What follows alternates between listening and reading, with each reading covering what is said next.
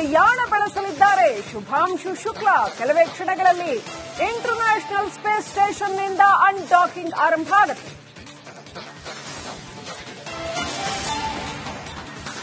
ಕೆಲವೇ ಕ್ಷಣಗಳಲ್ಲಿ 4:34 ಗಗನಯಾತ್ರಿಗಳ ಅನ್ಡಾಕಿಂಗ್. ಸ್ಪೇಸ್ ಎಕ್ಸ್ನಲ್ಲಿ ಪೂರ್ವ ಹಾರಾಟ ತಪಾಸಣೆ ಆರಂಭ ಆಗತ್ತೆ. ಅದರ ಡೀಟೇಲ್ ಸ್ಪೇಸ್ ಎಕ್ಸ್ನಲ್ಲಿ ಸಿಗುತ್ತೆ. ನಿಮಗೆ ಲೈವ್ ಬಿಡ್ತಾರೆ.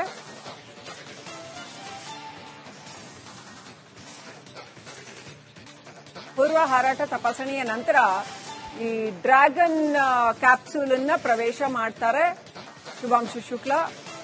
ಆ ನಂತರ ಡ್ರ್ಯಾಗನ್ ಕ್ಯಾಪ್ಸೂಲು ಬೇರೆ ಆಗತ್ತೆ, ಡಿಡಾಕಿಂಗ್ ಆಗತ್ತೆ. ಆ ನಂತರ ಅಲ್ಲಿಂದ ಡಿ ಆರ್ಬಿಟಿಂಗ್ ಅನ್ನೋಂಥದ್ದಾಗತ್ತೆ. ಅಲ್ಲಿಂದ ಭೂಮಿಯತ್ತ ಧಾವಿಸತ್ತೆ.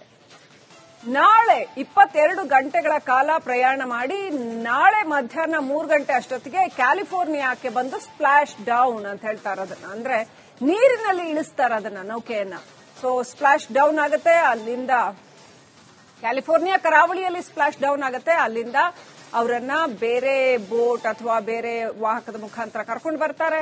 ಆ ನಂತರ ಅವ್ರಿಗೆ ಮೆಡಿಕಲ್ ಅಟೆನ್ಷನ್ ಕೊಡ್ತಾರೆ. ಅವ್ರಿಗೇನು ಅಗತ್ಯ ವೈದ್ಯಕೀಯ ಚಿಕಿತ್ಸೆ ಬೇಕು ಅದನ್ನ ಕೊಡ್ತಾರೆ. ಯಾಕಂತಂದ್ರೆ ಅವರು ಗುರುತ್ವಾಕರ್ಷಣೆಗೆ ಹೊಂದಿಕೊಳ್ಳಬೇಕಾಗತ್ತೆ. ಅದಕ್ಕೆ ಸಾಕಷ್ಟು ಸಮಯ ತಗೊಳುತ್ತೆ. ಒಟ್ನಲ್ಲಿ ಇನ್ನೊಂದು 6-7 ದಿನಗಳಲ್ಲಿ ಶುಭಾಂಶು ಶುಕ್ಲಾ ಅವರ ಅನುಭವ ಹೇಗಿತ್ತು ಅನ್ನೋದನ್ನ ನಮಗೆ ತಿಳ್ಕೊಳ್ಳೋದಕ್ಕೆ ಸಾಧ್ಯ ಆಗತ್ತೆ. ಭಾರತದಂತ ದೇಶಕ್ಕೆ ಅತ್ಯಂತ ಮುಖ್ಯವಾದಂತ ಒಂದು ಘಟನೆ ಇದು. ಅಂತರಿಕ್ಷ ಯಾನ ಮತ್ತು ಅಂತರಿಕ್ಷಕ್ಕೆ ಸಂಬಂಧಪಟ್ಟಂತಹ ಸಂಶೋಧನೆಗಳ ವಿಚಾರದಲ್ಲಿ ಮಹತ್ತರ ಪ್ರಗತಿಯನ್ನ ಸಾಧಿಸೋದಕ್ಕೆ ಶುಭಾಂಶು ಶುಕ್ಲಾ ಅವರ ಅನುಭವ ಭಾರತಕ್ಕೆ ಬಹಳಷ್ಟು ಸಹಕಾರಿಯಾಗಲಿದೆ. ಹಾಗಾಗಿ ಶುಭಾಂಶು ಶುಕ್ಲಾ ಏನ್ ಹೇಳ್ತಾರೆ ಬಂದ್ಬಿಟ್ಟು ಅನ್ನೋಂತ ಕುತೂಹಲ ಇಡೀ ಜಗತ್ತಿನಾದ್ಯಂತ ಭಾರತೀಯರಲ್ಲಿ ಮನೆ ಮಾಡಿದೆ. ಹಲವು ದೇಶಗಳ ಆಸ್ಟ್ರೋನಟ್ಸ್ ಅಂದ್ರೆ ಬಾಹ್ಯಾಕಾಶ ಯಾನಿಗಳು ಇದರಲ್ಲಿ ತೆರಳಿದ್ದಾರೆ. ಅವರೆಲ್ಲರೂ ಕೂಡ ಅವರವರ ದೇಶಕ್ಕೆ ಬೇಕಾಗಿರ್ತಕ್ಕಂಥ ಪ್ರಯೋಗಗಳನ್ನ ಮಾಡಿದ್ದಾರೆ. ಆಕ್ಸಿಯಂ 4 ಅನ್ನುವಂಥ ಒಂದು ಯೋಜನೆ ಇದು.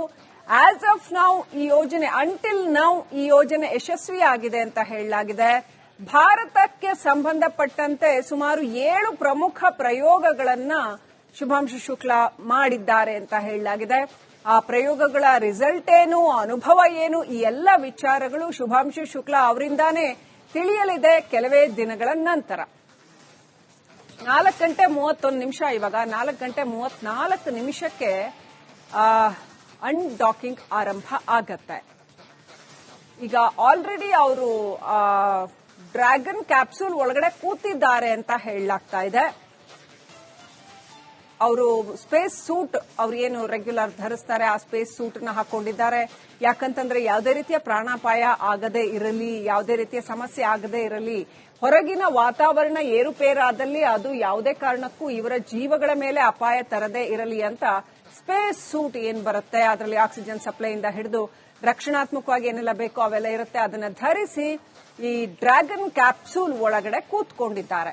ಅವರನ್ನ ಅಂತಾರಾಷ್ಟ್ರೀಯ ಸ್ಪೇಸ್ ಸ್ಟೇಷನ್ ನಿಂದ ಕರ್ಕೊಂಡು ಬರುವಂತಹ ಒಂದು ವಾಹಕ ಇದು ಡ್ರ್ಯಾಗನ್ ಕ್ಯಾಪ್ಸೂಲ್. ಭೂಮಿಯತ್ತ ಪ್ರಯಾಣ ಬೆಳೆಸಲಿದ್ದಾರೆ ಶುಭಾಂಶು ಶುಕ್ಲಾ. ಕೆಲವೇ ಕ್ಷಣಗಳಲ್ಲಿ ಇಂಟರ್ನ್ಯಾಷನಲ್ ಸ್ಪೇಸ್ ಸ್ಟೇಷನ್ನಿಂದ ಅನ್ಡಾಕಿಂಗ್ ಆರಂಭ ಆಗುತ್ತೆ. ಕೆಲವೇ ಕ್ಷಣಗಳಲ್ಲಿ 4:34 ಗಗನಯಾತ್ರಿಗಳ ಅನ್ಡಾಕಿಂಗ್. ಸ್ಪೇಸ್ ಎಕ್ಸ್ನಲ್ಲಿ ಪೂರ್ವ ಹಾರಾಟ ತಪಾಸಣೆ ಆರಂಭ ಆಗತ್ತೆ. ಅದರ ಡೀಟೇಲ್ ಸ್ಪೇಸ್ ಎಕ್ಸ್ನಲ್ಲಿ ಸಿಗುತ್ತೆ. ನಿಮಗೆ ಲೈವ್ ಬಿಡ್ತಾರೆ.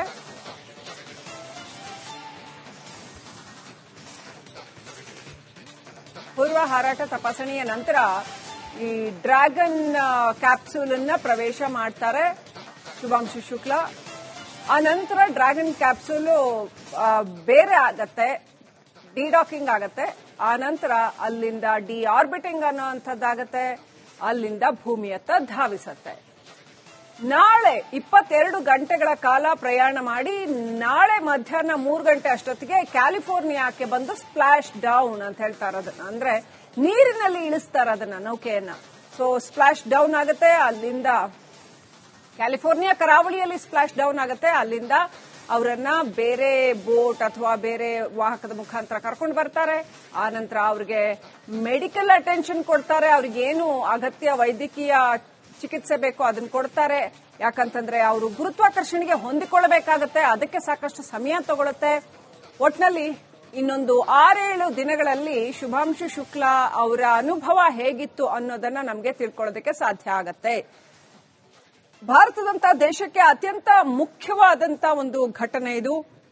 ಅಂತರಿಕ್ಷ ಯಾನ ಮತ್ತು ಅಂತರಿಕ್ಷಕ್ಕೆ ಸಂಬಂಧಪಟ್ಟಂತಹ ಸಂಶೋಧನೆಗಳ ವಿಚಾರದಲ್ಲಿ ಮಹತ್ತರ ಪ್ರಗತಿಯನ್ನ ಸಾಧಿಸೋದಕ್ಕೆ ಶುಭಾಂಶು ಶುಕ್ಲಾ ಅವರ ಅನುಭವ ಭಾರತಕ್ಕೆ ಬಹಳಷ್ಟು ಸಹಕಾರಿಯಾಗಲಿದೆ. ಹಾಗಾಗಿ ಶುಭಾಂಶು ಶುಕ್ಲಾ ಏನ್ ಹೇಳ್ತಾರೆ ಬಂದ್ಬಿಟ್ಟು ಅನ್ನೋಂತ ಕುತೂಹಲ ಇಡೀ ಜಗತ್ತಿನಾದ್ಯಂತ ಭಾರತೀಯರಲ್ಲಿ ಮನೆ ಮಾಡಿದೆ. ಹಲವು ದೇಶಗಳ ಆಸ್ಟ್ರೋನಟ್ಸ್ ಅಂದ್ರೆ ಬಾಹ್ಯಾಕಾಶ ಯಾನಿಗಳು ಇದರಲ್ಲಿ ತೆರಳಿದ್ದಾರೆ. ಅವರೆಲ್ಲರೂ ಕೂಡ ಅವರವರ ದೇಶಕ್ಕೆ ಬೇಕಾಗಿರ್ತಕ್ಕಂಥ ಪ್ರಯೋಗಗಳನ್ನ ಮಾಡಿದ್ದಾರೆ. ಆಕ್ಸಿಯಂ 4 ಅನ್ನುವಂಥ ಒಂದು ಯೋಜನೆ ಇದು.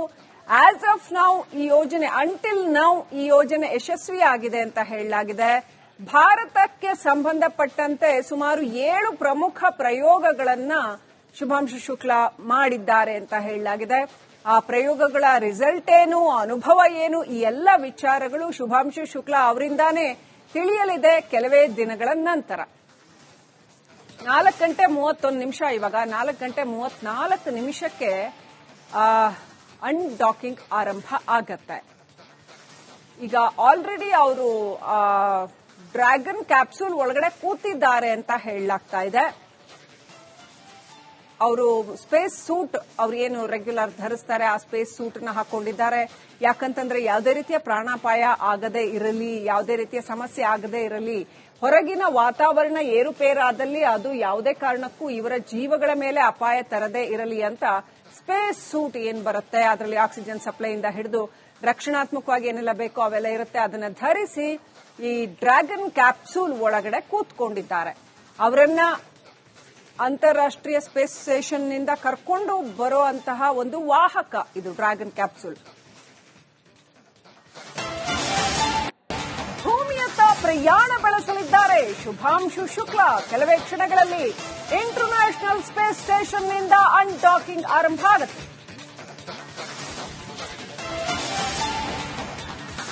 ಕೆಲವೇ ಕ್ಷಣಗಳಲ್ಲಿ 4:34 ಗಗನಯಾತ್ರಿಗಳ ಅನ್ಡಾಕಿಂಗ್ ಸ್ಪೇಸ್ ಎಕ್ಸ್ ನಲ್ಲಿ ಪೂರ್ವ ಹಾರಾಟ ತಪಾಸಣೆ ಆರಂಭ ಆಗತ್ತೆ. ಅದರ ಡೀಟೇಲ್ ಸ್ಪೇಸ್ ಎಕ್ಸ್ ನಲ್ಲಿ ಸಿಗುತ್ತೆ, ನಿಮಗೆ ಲೈವ್ ಬಿಡ್ತಾರೆ.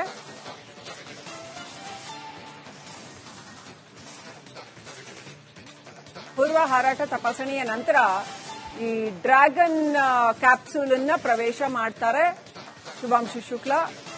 ಆ ನಂತರ ಡ್ರ್ಯಾಗನ್ ಕ್ಯಾಪ್ಸೂಲು ಬೇರೆ ಆಗತ್ತೆ, ಡಿಡಾಕಿಂಗ್ ಆಗತ್ತೆ. ಆ ನಂತರ ಅಲ್ಲಿಂದ ಡಿ ಆರ್ಬಿಟಿಂಗ್ ಅನ್ನೋಂಥದ್ದಾಗತ್ತೆ, ಅಲ್ಲಿಂದ ಭೂಮಿಯತ್ತ ಧಾವಿಸತ್ತೆ. ನಾಳೆ 22 ಗಂಟೆಗಳ ಕಾಲ ಪ್ರಯಾಣ ಮಾಡಿ ನಾಳೆ ಮಧ್ಯಾಹ್ನ 3 ಗಂಟೆ ಅಷ್ಟೊತ್ತಿಗೆ ಕ್ಯಾಲಿಫೋರ್ನಿಯಾಕ್ಕೆ ಬಂದು ಸ್ಪ್ಲಾಶ್ ಡೌನ್ ಅಂತ ಹೇಳ್ತಾರೆ. ಅದನ್ನ ಅಂದ್ರೆ ನೀರಿನಲ್ಲಿ ಇಳಿಸ್ತಾರೆ ಅದನ್ನ, ನೌಕೆಯನ್ನ. ಸೊ ಸ್ಪ್ಲಾಶ್ ಡೌನ್ ಆಗುತ್ತೆ, ಅಲ್ಲಿಂದ ಕ್ಯಾಲಿಫೋರ್ನಿಯಾ ಕರಾವಳಿಯಲ್ಲಿ ಸ್ಪ್ಲಾಶ್ ಡೌನ್ ಆಗುತ್ತೆ. ಅಲ್ಲಿಂದ ಅವರನ್ನ ಬೇರೆ ಬೋಟ್ ಅಥವಾ ಬೇರೆ ವಾಹಕದ ಮುಖಾಂತರ ಕರ್ಕೊಂಡು ಬರ್ತಾರೆ. ಆ ನಂತರ ಅವ್ರಿಗೆ ಮೆಡಿಕಲ್ ಅಟೆನ್ಷನ್ ಕೊಡ್ತಾರೆ. ಅವ್ರಿಗೇನು ಅಗತ್ಯ ವೈದ್ಯಕೀಯ ಚಿಕಿತ್ಸೆ ಬೇಕೋ ಅದನ್ನ ಕೊಡ್ತಾರೆ. ಯಾಕಂತಂದ್ರೆ ಅವರು ಗುರುತ್ವಾಕರ್ಷಣೆಗೆ ಹೊಂದಿಕೊಳ್ಳಬೇಕಾಗತ್ತೆ, ಅದಕ್ಕೆ ಸಾಕಷ್ಟು ಸಮಯ ತಗೊಳುತ್ತೆ. ಒಟ್ನಲ್ಲಿ ಇನ್ನೊಂದು 6-7 ದಿನಗಳಲ್ಲಿ ಶುಭಾಂಶು ಶುಕ್ಲಾ ಅವರ ಅನುಭವ ಹೇಗಿತ್ತು ಅನ್ನೋದನ್ನ ನಮಗೆ ತಿಳ್ಕೊಳ್ಳೋದಕ್ಕೆ ಸಾಧ್ಯ ಆಗತ್ತೆ. ಭಾರತದಂತ ದೇಶಕ್ಕೆ ಅತ್ಯಂತ ಮುಖ್ಯವಾದಂತ ಒಂದು ಘಟನೆ ಇದು.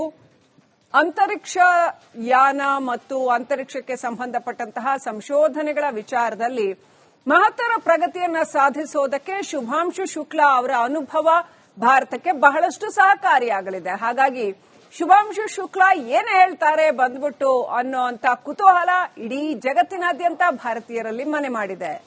ಹಲವು ದೇಶಗಳ ಆಸ್ಟ್ರೋನಟ್ಸ್ ಅಂದ್ರೆ ಬಾಹ್ಯಾಕಾಶ ಯಾನಿಗಳು ಇದರಲ್ಲಿ ತೆರಳಿದ್ದಾರೆ.